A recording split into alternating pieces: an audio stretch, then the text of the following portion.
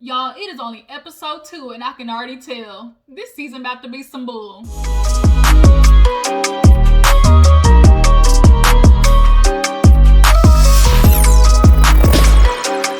Y'all, what's up? Your girl G here. Welcome back to my channel. We gotta get into Basketball Wives.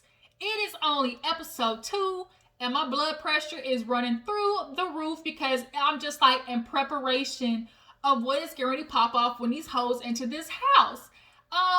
I watched episode 1, didn't review it because honestly I didn't think I was going to review it, but after really seeing Shawnee and Evelyn just really kind of deny the fact that they treated OG differently, not necessarily only based on colorism, but y'all treated her different because she, and not only American beauty standards, but the professional sports, athletic, wifing up, girlfriending up of women. Those type of men don't choose women who look like OG. Y'all are not used to seeing, a Nigerian, African, strong featured woman like OG in that world. To you guys, like as Evelyn said, she ugly. But guess what? Chad Ochocinco wanted me, period. So, after watching them, just really kind of deny that there was some difference there, it's making me just want to discuss it even more because it deserves a conversation. So we're definitely going to get into it. I'm going to hopefully be able to upload this video before Texas shut it down once again. I don't know if you heard, but half the South right now is struggling down boots. We have literally like a foot of snow, no electricity, like no heat, no power. It's rough down here for a pimp, okay? We is just praying that this ends soon, but unfortunately we're here and we got at least maybe to the weekend that it's gonna be like this. So y'all pray for us, pray for the homeless, for the dogs that got shitty owners that's leaving them outside in the snow. When I tell you it's rough down here, thank goodness our power finally came back on about yesterday morning. But I don't know if it's going to go out again, so let's go hurry up and talk about these hoes and get it uploaded before I might not see y'all again, okay? But if you're new to my channel, hey, I appreciate you for clicking on my video. Just make sure you hit that subscribe button, though, become a member of the crew. And make sure you hit that like button, you guys, to let me know that y'all stop by. Show a little bit of love. The button's free $99, so it won't kill you to push it, okay? So Basketball Wives, we basically opened up with, the whole COVID situation, Black Lives Matter. A lot of the reality TV shows are starting their, sequence with that because obviously COVID and Black Lives Matter was a huge thing, last year and this year. But nonetheless, they talk about that and we get into, I think the first actual scene was Malaysia and Kristen. So Malaysia actually has her kids. Y'all remember last season, it went around that Malaysia wasn't taking care of her kids. Wasn't she in LA and they were like in Atlanta or something like that? So the fact that she actually has her kids, I'm sure a lot of people were like, oh, okay, Malaysia, you actually want to be around your kids this time. Cool. So Kristen comes over and they go outside and basically talk about, what's been going on. Kristen brought up that Cece got married, or no, Malaysia did. And they're like, oh my God, yeah, she was so beautiful. Her and Byron looked great. They probably won't be coming around more now that they're married. Kristen, I'm gonna let you know one thing, and one thing's for certain, two things for sure. Bitch, I don't trust you. I don't like you. I do not. If I was Cece, I would never want to be your friend again. Cause I just cannot forget how Kristen switched up on Cece so fast when she got around these bitches. Like Cece, like whiplash. Like my head spun watching Kristen like just flip her to the side. That was your family, and then all of a sudden it become, Cece, you're messing up my relationship with Byron. You're messing up my relationship with Byron and his son. You're the reason they're not talking. Really? Really, Kristen?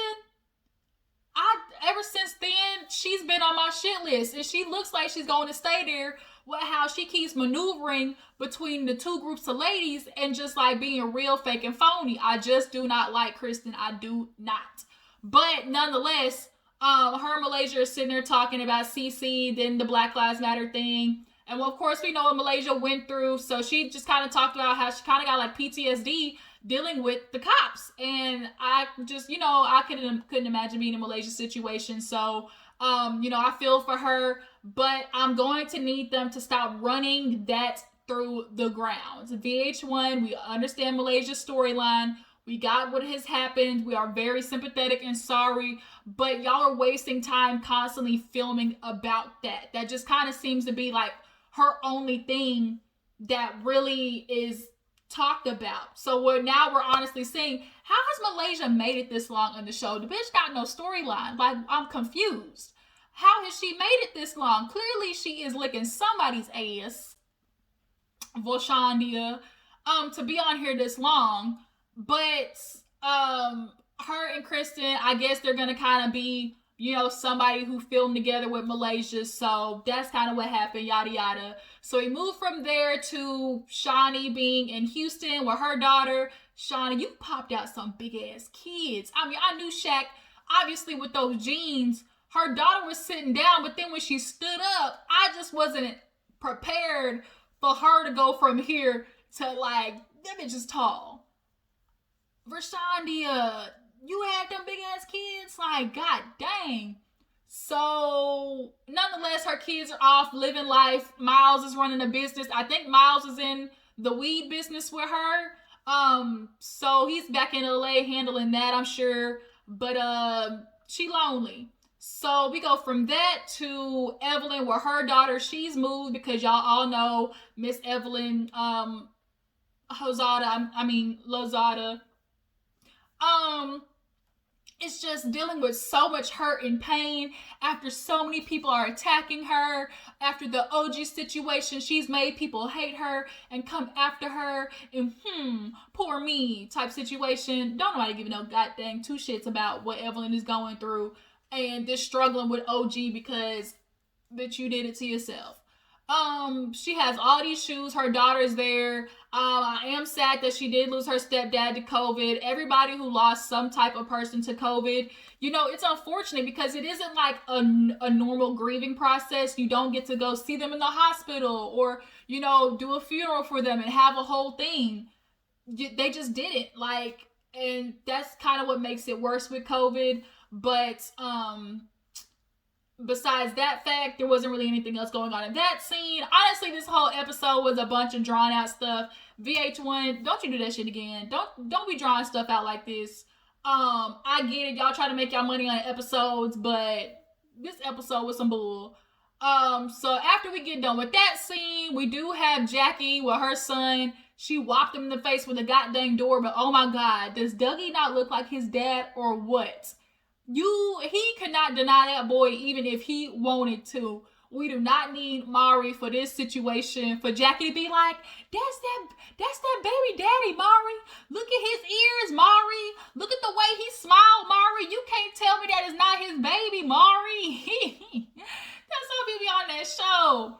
But, they're sitting there juicing. Jackie says she's trying to detoxify her life and get right. I mean, it's kind of hard to detoxify your life when you drinking juice 1 second and then got a whole big ass bottle of liquor the next second. Like, Jackie is so crazy. I don't know how I feel about this wig in her confessional and how she's trying to alleviate it with the whole bang coming across her eye.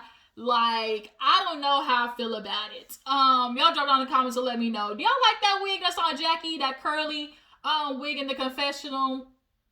I'm kind of leaning towards no.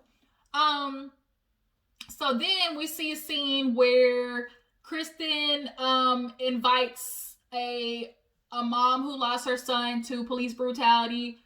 Did I hear right that he was shot 72 times? 72 times? I heard that right? Okay. What the actual fuck? How? I cannot imagine. Did she say 17 or 72? I need to go. Y'all try down in the comments to let me know, I'm not tripping. So, they just help Malaysia just try to work through, that grief process and use that pain to try to push, for reform and, bills getting passed and holding these people accountable, because this shit is getting old. Like, we should not be going through this every year. The same thing. We had I Can't Breathe with Eric Garner, and then literally, years later, we have it with George Floyd. Like, why is the same shit still happening? So, she finally decides she wants to have a conversation with, her kids. So, Kristen, actually, we see who's back. Good old Jennifer, in the words of Evelyn, Jennifer, she's back, y'all, and she is obviously feeling herself. She moved to Atlanta, and she's been talking about how she's been going here and there, taking pictures by the pool, looking good. I mean, I ain't gonna lie, like, Jennifer's body, like, she good, but you still ugly on the inside. So Kristen, she's like, I still like Jennifer. Like, I really do. Like, I don't have a problem with her, because, bitch, you fake. Two peas in a pod, okay? Two fake hoes together. So she goes in there, they sit down, and she's like, I don't want to be messy, but what's going on with the boyfriend? Now, we all remember Jennifer and that boyfriend. That whole story came out, and everybody's like, what the hell? So apparently she was with a dude. She let him borrow the car. The car never came back. This is why you don't have no Jody, baby boy situation. All you girls, oh, you can drop me off at work and take my car. Shit like this happens.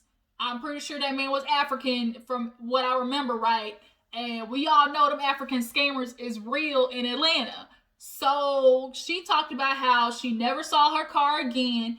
And then when she posted about it, I do remember, like, other women came forward and was like, that same shit happened to me. Like, I lost money. He took my car and I never saw it again. So what is killing me, though, is now she's talking about she want to do a documentary and cash in on it. What do you have? That thing is not long enough for you to be talking about a documentary. Don't nobody give no shits about your car getting ripped off. Like, we're sorry it happened, but for a whole documentary, Jennifer, girl, quit playing with yourself. You is not that important. But nonetheless, Kristen lets her know that Evelyn called the girls and was like, hey, let's get a house, let's get a mansion, try to get out of this COVID funk. She called everybody, including Jackie, and, let it be known that they, trying to get out of town. So Jennifer's like, yeah, Jackie called me and was like, we got a house. She's like, wait a minute, who got a house? And she was like, well, Evelyn got a house. And she's like, well, just to let you know, Jackie's getting a separate house and she's inviting me and OG. So Kristen's like, just, damn, like, for real, Jackie, that's what you doing?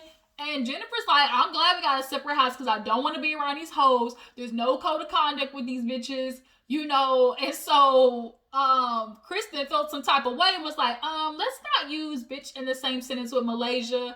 And Jennifer was like, this is my house the last time I checked, and I'm going to use whatever words I want to. Malaysia, we all remember when she tried to throw that whole French baguette table at Jennifer because she straight up lied about calling Evelyn's daughter a builder hoe, basically. I mean, that's her daughter, that's her bloodline, and we all know Evelyn Lozada has made her way through all industries, MLB, NFL, NBA. I mean, she ran down through there, okay? So I definitely do not doubt that Jennifer said all that shit, okay? We all know she said that stuff. And Malaysia got pissed off and threw that table at her when they was in Paris. So she still is feeling some type of way about it. But I wonder if they're going to discuss that in the house. So now that Kristen knows this, she's like, well, I guess I'm going to have to prepare myself mentally. Like, it's something about Kristen I don't like. So she ends up calling Evelyn to let her know that Jennifer said, Jackie's getting a separate house. And Evelyn's like, really? Like, what the heck? Like, I cannot believe that. She was like, yeah, she invited some people like Jennifer and OG. And basically, Evelyn's in that legal situation with OG. So she's kind of like not trying to deal with it. And she tells Evelyn that she is mad that OG is using the movement to try and, make things go for her side. She's basically taking advantage of, the colorism, aspect, and trying to use that for her gain. And she's like, as a chocolate woman myself, I just can't see what OG is talking about. Kristen, here's the difference between you and OG. You might be a dark-skinned, woman, but you're a dark-skinned woman with Eurocentric features. You have a skinny nose, you barely got any lips, you're smaller, like, you still have petite features. So somebody would look at you and still feel that you're more desirable than OG as America's standards are. So it's not just about the color aspect of it, it's also about the acceptable, that spectrum of what beauty standards are. And how do I want to put this? Like, the girls feel like the colorism has to be purposeful. Like, it has to be willfully thought of that I'm not fucking with you or I don't like you because you're dark skinned and your features. But there's this such thing as subconscious.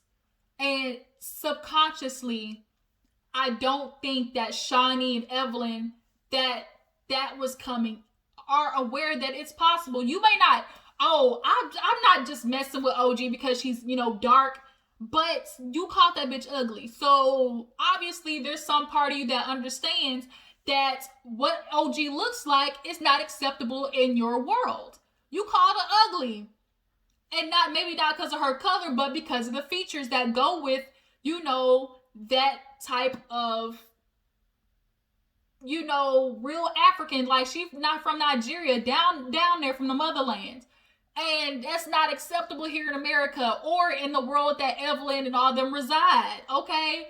On Mary Had a Little Lamb, Evelyn gets that. Shawnee gets that. But the problem is, they feel like because it wasn't intentional, like it wasn't on their mind to do so, they are naive to the fact that maybe subconsciously that's how they were treating OG.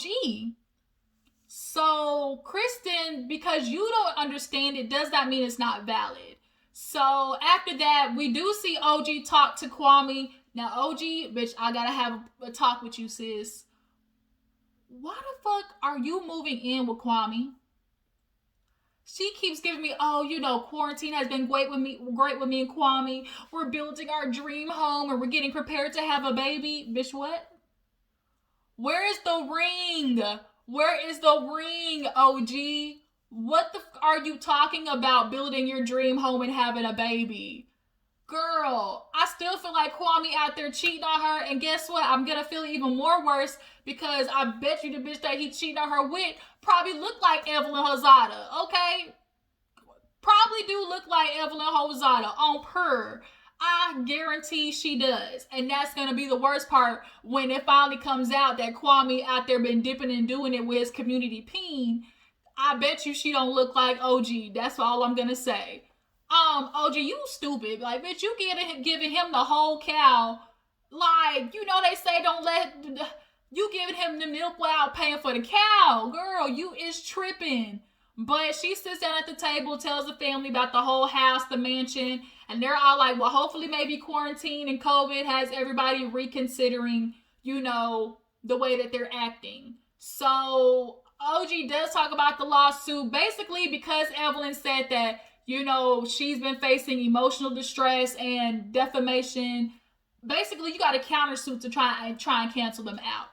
Honestly, what they're dealing with is not so serious where it has to go to court. These bitches honestly really could have a conversation and figure it out. So, Evelyn, just because you don't like the fact that people are coming after you doesn't mean like that's OG's fault. Bitch, we see you from watching TV.